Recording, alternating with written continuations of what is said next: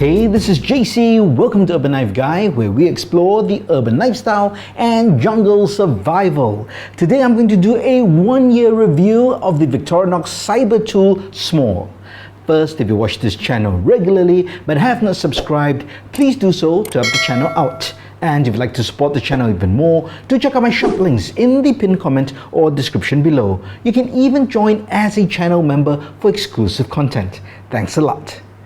So I've had this for over a year now, and I thought I'll give a long-term review because honestly, this is one of my favorite Victorinox knives. Now, everyone has a favorite Swiss Army knife, and I think for me, it really depends what I'm using it for. So if you're talking about EDC, this is not my favorite Swiss Army knife.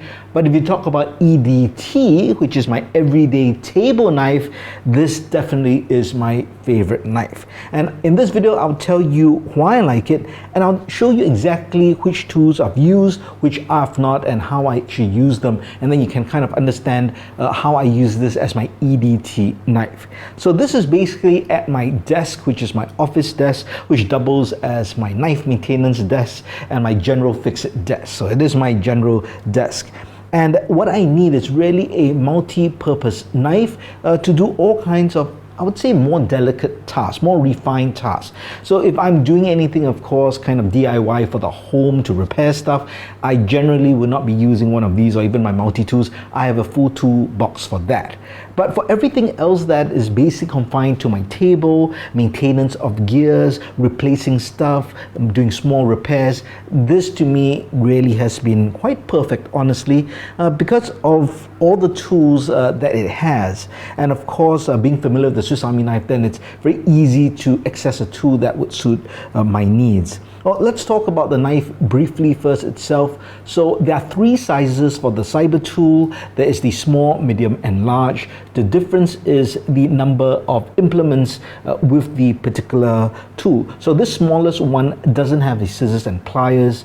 The medium does. And then for the large, it's even got the scissors, pliers, a saw, and other things as well. So really there is a bit of a difference in terms of the tool set. So you can check them out. They're all available for sale. However, I do find that the small, which is the most compact version, is the hardest to find for whatever reason. I was lucky enough to find it when I bought it. Honestly, I can't remember where I bought it. I probably bought it online. But you'll find there's actually a big price difference between the small and the medium and the large. And you expect the small to be the cheapest? No, it's actually the most expensive, probably because of supply and demand. But the reason I went with the small is I just find the large, too cumbersome. To me, this I consider a thick knife already, right? It's as thick as I really want to go. I know they're fans of the Swiss Champ, but I'm not a fan of such a thick knife just to handle it and all. And in terms of a tool set, this is kind of the essential tool set that I need. All right, so let's talk about what I use. Now, I use definitely the 2 knives. The pen blade I use for very delicate cuts. Kind of a general knife, I will use this main blade. But I should mention, of course, I have other knives on my desk. So if I'm doing really rough work, I'll use one of my folders. I won't even use this. But I keep these very preserved well in case I really want to do very fine cuts. If not, if I'm just cutting packaging and stuff, I won't use this. I'll just use one of my folders. And then if you talk about the 2 other tools here, the cap lifter and the flathead screwdriver, definitely I've used these screwdriver, definitely. Cap lifter, I would say not too often, but I think I have used it definitely to open a bottle or 2. Never used the wire stripper personally myself. For the other side, there's the can opener and the other screwdriver, or the other flathead screwdriver, which can also kind of be used as a Phillips head screwdriver. Definitely use that. I have used the can opener, or rather this part, not to open cans, but I find this a great pry tool. So for some electronic gadgets where you need to pry off a lid, that just works very well, getting between the plastic and prying it up. If you are going to remove scales from a Swiss Army knife, for example, this works really well. So I'll always go from the corkscrew, I'll fit that in, and then I'll push that in. And just because of the nature of how it's slanted, beveled, and just very thin, it's very easy to go in and then to pry and pop up. So I find that very useful, although I never use it for cans. And then of course, kind of the star tool for the Cybertool would be this, and that's the bit driver. So the great thing about this bit driver, you can extend it this way, so you can do your screwing this way. If not, you could also kind of put it 90 degrees, and there is a nice, now there's no locks per se, but it does hold into place pretty well, and then you can get more torque if you need for that. But generally, I can tell you, most of the time I am using it this way. Now, I've done a video previously where I switched out one of these bits for a additional bit, which is a Torx T6 and T8, simply because that's what's most commonly used in folding knives. So that didn't come with the original set, so this had to be bought separately, and I actually switched it out for the Allen key, I believe. And the reason why I took it out for the Allen key, because I do have an Allen key set, and that particular size is not a size I would always use.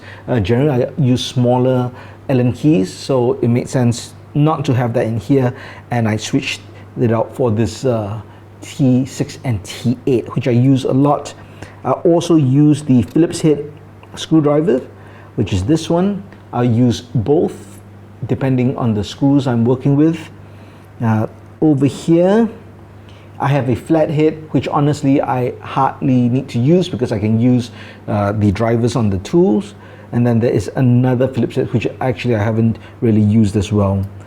For this, so I have another set of Torx Branco drivers, and I have used these as well, depending, but not as often. Definitely the T6 and T8 are the one I use. So I just find this just very convenient. I find that this extension works very well. I get enough torque when I need, and everything fits very well, very compact, and generally everything is there. Now for the back tools, I have not used the corkscrew, but I have used the micro driver for really small screws. I've used the tweezers, definitely.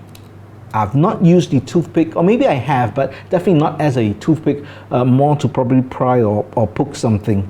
And then I have not used the pen, but it's nice that it's there. Now the only other back tool is the awl, and for urban EDC and for EDT at home, I've never used the awl. So that's something, yeah, I've never used, only used that out in the field.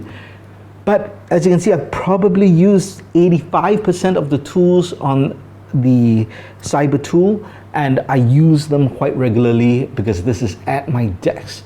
So in terms of a 1 year review, definitely some people might be thinking, well, don't you miss the scissors? Honestly, I don't use the Victorinox scissors that much, mainly because I feel that most things can be cut with the blade as well. And if I do want a pair of scissors, I want something larger and more robust, then I have another pair of scissors for that. So that's why I don't feel I need the scissors. But if you do think you need it, then yeah, you can get the medium with the scissors then. So that's my review of the Cybertool S. And I still highly recommend it if you do not think you need the scissors. To me, this is the perfect size. It's quite thick, quite chunky. Unless of course you like the Swiss Champ, then you think this is thin. But if you're used to the slimmer profile knives, like let's say the Climber or maybe the Compact, this would definitely be on the thicker side. So this would be more like your Huntsman or Field Master, that kind of a thickness, or maybe an Explorer as well. So if you're comfortable with that, then you probably like this a lot. So really, you get all your favorite tools from a Swiss Army knife, and then that awesome driver over there. Well, that's it. That is my long-term review for the Cybertool S. What are your thoughts on this particular model? Do you prefer the SML, or are you still stuck on the Swiss Champ? Let me know your thoughts in the comments below. If you liked the video, please give it a thumbs up, and if you like the content in general, please subscribe to the channel and hit that notification bell. Thanks for watching. Talk to you soon.